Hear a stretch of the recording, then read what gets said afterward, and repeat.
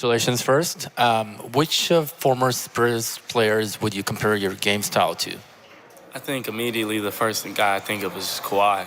Just his defensive versatility, being able to guard multiple positions early on in his career, and just as you saw his progression, he became one of the best players in the world, arguably a top 3 player to be playing basketball at a time where, Kevin Durant, Steph Curry, and LeBron were pretty much solidified to be the top 3, but he was really making a statement that he was one of the best players in the world as well. First row in the middle. Hi, I'm Melissa Guzologo, the Daily Wildcat. Congratulations, first of all, on being drafted. How do you see yourself fitting in with the San Antonio Spurs, and who are you most excited to play next to? I see myself, like I said, being a guy that can bring energy, toughness, physicality, somebody that's just going to show up on a consistent basis and just work his ass off. So in terms of that, I feel like that's what I bring, and I'm looking forward to playing with my guy D Hart. It's been a long time coming. We had a lot of conversations throughout high school, whether I was trying to play together in college, just maybe playing together at some point. So for him to be my draft buddy and being able to both go in the lottery and be able to represent San Antonio is dope. Third row on the right.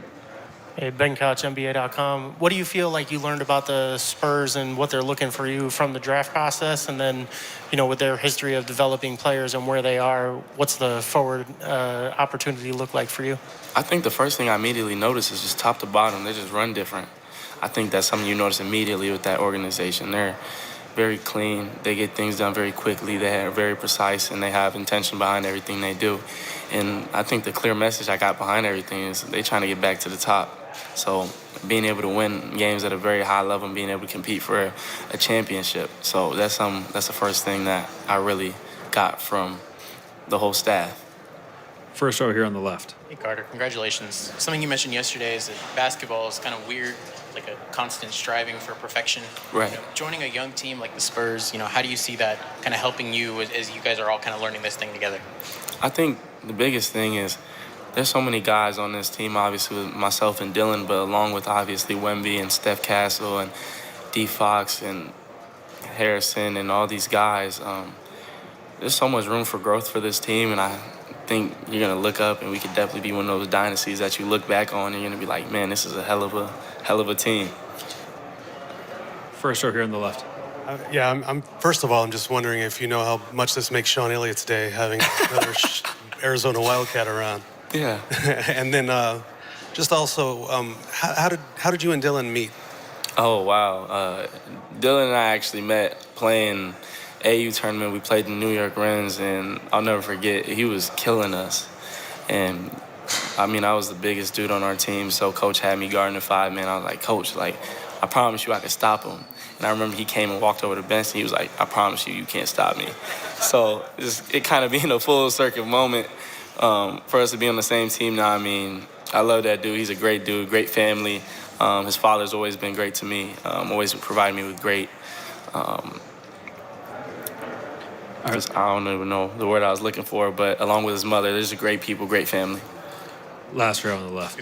Carter, congratulations. Adeshina Quick, a lot of sports talk. We talked yesterday about uplifting and highlighting the deaf community, knowing yourself, knowing sign language, and your mom being deaf as well, being deaf. Now that you are a professional player officially, how do you see your role either changing or growing in terms of highlighting the deaf community? And do you see a lot of those people in the community who are NBA fans now being Spurs fans? No, definitely. I think I just want to bring more attention to whatever organization I was blessed to be drafted by. But obviously, San Antonio just has a rich history of having a lot of intention behind everything they do. But I don't think my mentality towards it changes in terms of the deaf community. It's something that's always going to be important to me and always has been important to me. But, I had my family, the Valencia Biscupiacs, up in the crowd, and I saw them when I was going to do my interviews, and I looked up and they were all up there signing I love you. So I'm more than grateful for them and just everything they've taught me. First row here on the left. Yeah, I had a chance to talk to several players yesterday about the idea of playing next to Victor Wembanyama. What is it that excites you most about playing with a guy with his skill set, his size, his range? I'm gonna just start off defensively because that's what I love to do. I feel like I can just be ultra aggressive. Obviously, you got to be smart, but just having the mental stability of knowing you kind of have a monster back there behind you that's going to deter everything from the front of the rim. It gives me the opportunity to just be an elite defender and kind of push my limits, especially on the ball. So I think with that being the case, I'm just ready to be active and be able to contribute defensively immediately and offensively. He's a guy that's, I like to use the word gravity. He's takes all the gravity in the room. So him being that type of player, I mean, it's going to open up so many opportunities for myself, Dylan, and so many guys on this roster for us to grow. I'm just looking forward to picking his brain. Second row. How much run are you going to give Dylan in the race for Rookie of the Year?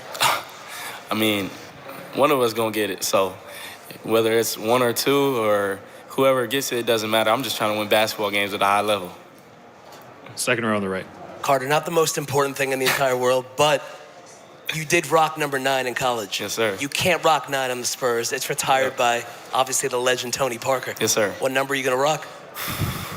I don't know. I got to look at who has what numbers on the team. I don't know. That's a great question. Is there like a number that stands out in your mind, like that might be meaningful to you? I know Steph got 5. That's my dog. I'm not getting that off him. I don't know. Does D Fox wear 4? Yep, I can't get 4. Fox is 4. And then I had the 4 plus 5 for 9. Wemby got the 1. Dylan for sure gonna have 2. If nobody has 2, I'm gonna have to figure something out. Figure that out. All good. All right. Thank you, Carter.